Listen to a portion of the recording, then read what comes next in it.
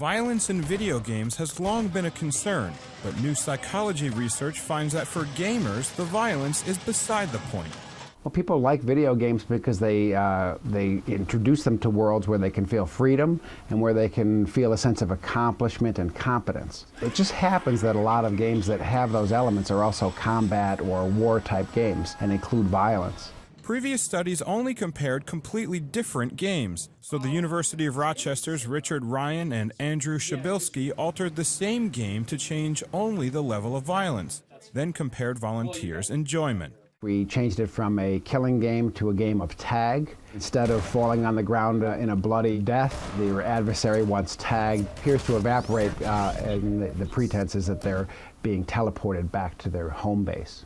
They wrote in the Personality and Social Psychology Bulletin that it's those feelings of freedom and accomplishment that draw players and get them hooked, not violence. It's the thrill of victory that's thrilling, not the production of blood and gore. Psychologist Craig Anderson has found that media violence can be a risk factor for aggression. He hopes these new studies change the focus of game developers. What these findings as a set suggest is that the video game industry is really missing a rather large segment of their potential market by focusing so heavily on violent games.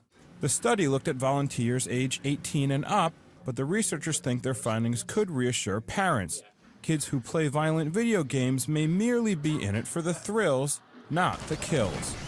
I'm Brad Closa.